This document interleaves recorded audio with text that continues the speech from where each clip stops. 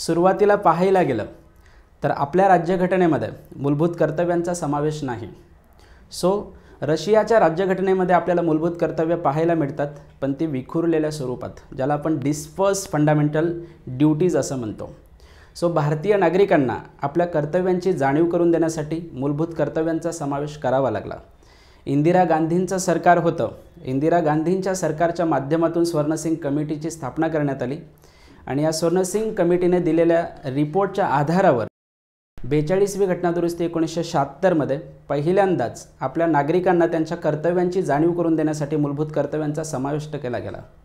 या 42व्या घटनादुरुस्ती 1976च्या आधारावर कलम 51A चा समावेश करण्यात आला आणि या 51A मध्ये मूलभूत कर्तव्यांचा समावेश होतो आणि सोबतच भाग 4A चा देखील समाविष्ट केला गेलेला आहे। विद्यार्थी मित्रांनो, 11 प्रकारची मूलभूत कर्तव्ये सध्या आपल्या राज्यघटनेमध्ये आपल्याला पाहायला मिळतात आणि ही फक्त देशातल्या नागरिकांवरच बंधनकारक आहेत।